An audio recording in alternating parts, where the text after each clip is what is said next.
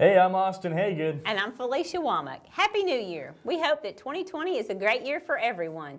Austin, what are you doing? Just working on my New Year's resolution. Do you have one? Yes, mine is to eat healthier this year. Thanks, Steve.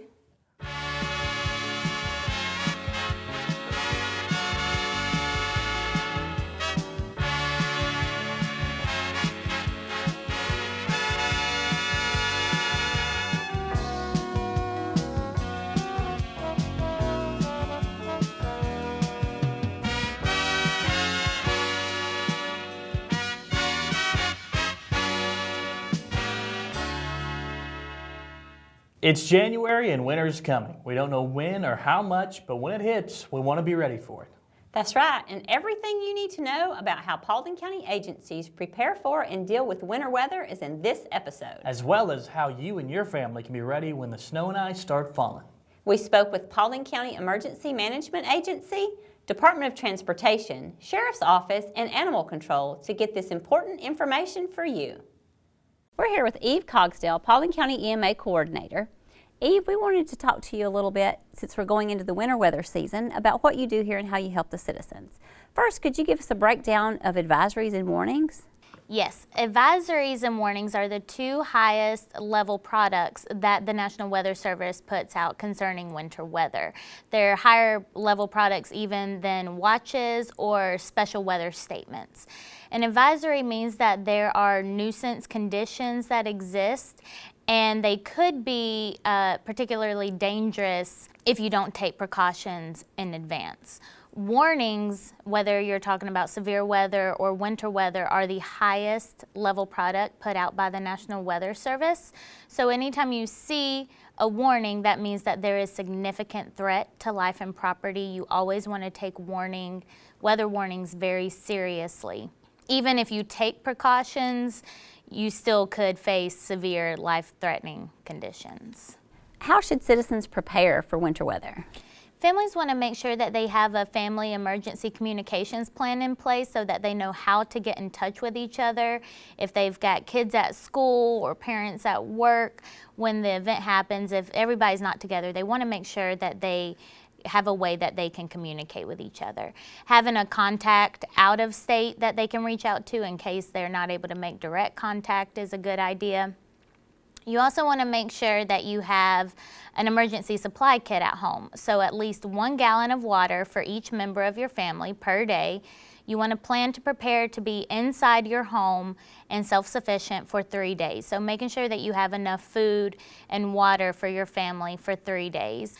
Also making sure you've got plenty of blankets at home, extra emergency supplies, medical prescriptions, glasses. If you have a chimney or a wood-burning stove, you want to make sure that you get those cleaned and inspected once a year to minimize your risk of fire hazards. And then also certain considerations. If you have pets, make sure that you have a way to bring them inside, take care of them when temperatures freeze, taking care of your pipes and plumbing.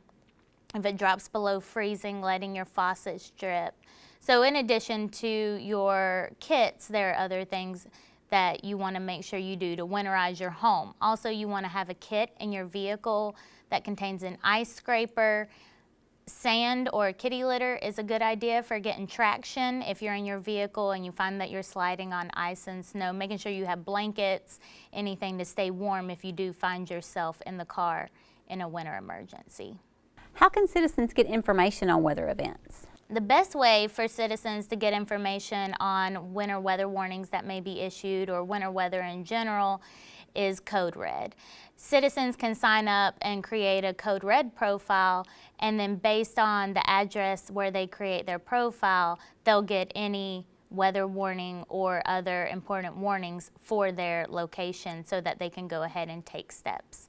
Another good way is our social media. We have Facebook, Instagram at Paulding Co. EMA, and we will go ahead and start discussions on there about weather that we see coming up in the next 3 to 5 days. How are school closings determined? Anytime we see weather conditions in the forecast that may impact normal day-to-day operations for our citizens. We're taking that information from the National Weather Service, and then we're providing that to those decision makers within our county. Well, Eve, thank you for all this great information. I'm sure it will help the citizens. Is there anything else that you wanted to add? If anybody would like to sign up for Code Red, they can always text My Paulding GA to 99411 to receive a link to sign up so that they can create their profile to start receiving Code Red messages. We're with Sergeant Ashley Henson of the Paulding County Sheriff's Office. Ashley, how does the Paulding County Sheriff's Office respond to emergencies during winter weather events? So we've been fortunate enough with the utilization of SPLOST funds to purchase Ford Explorers like the one you see behind us. And the good thing about these vehicles is that they are four-wheel drive, and so we're able to respond to winter weather emergencies in the four-wheel drive Explorers. So whether it's snowing, sleeting, raining, whatever the situation is, we're able to utilize these Ford Explorers to respond to any emergency calls that we might get. We also have some Jeep Cherokees that we appropriated from the Paulding County Parks and Recreation Department. They're a little bit older in nature, and they have the ability to respond to more off-road situations because they are a little bit older and not in quite as good a condition. Ashley, how can citizens stay informed during winter weather events?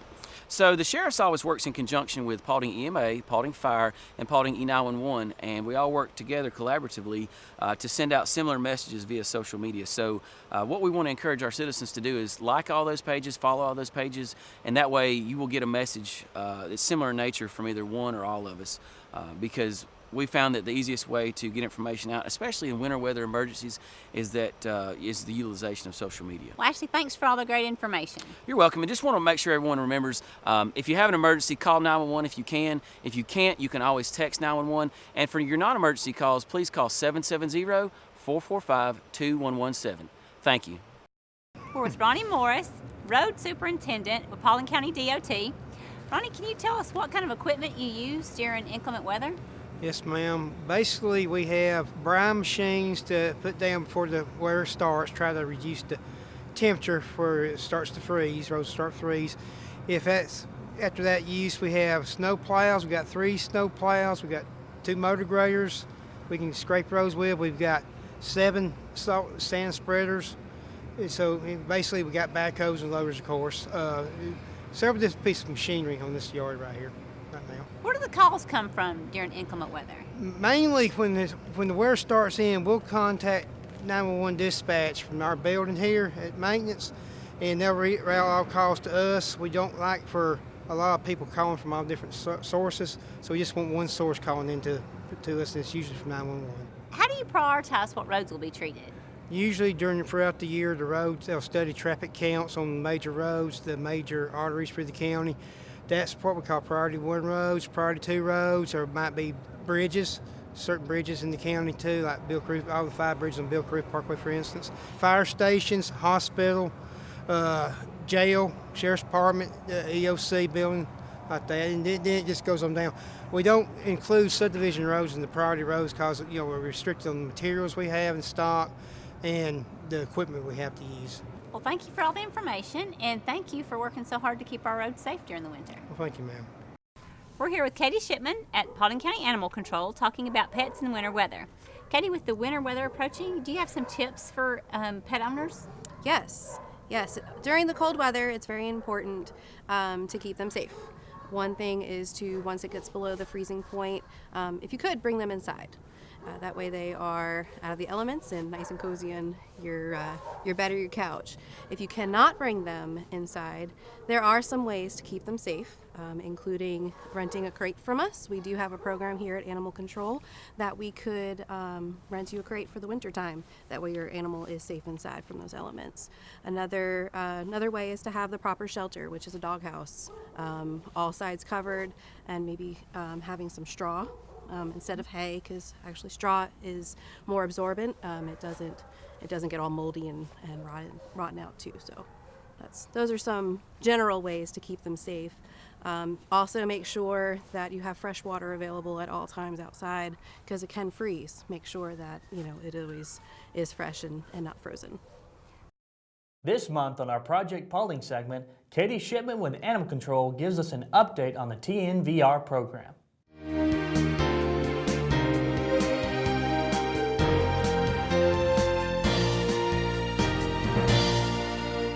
my name is Katie Shipman. I am with Paulding County Animal Control. Wanted to talk to you about our TNVR program, which stands for Trap, Neuter, Vaccinate, and Release.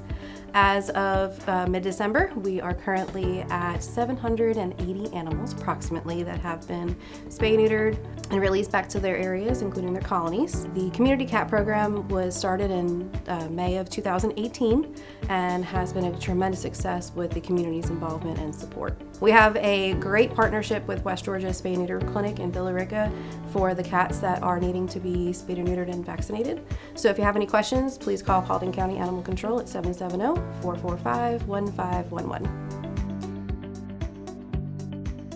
This year, we will be adding a new segment highlighting the dog and cat that have been waiting the longest for adoption at Paulding County Animal Control. Please watch and help these forgotten friends find forever homes.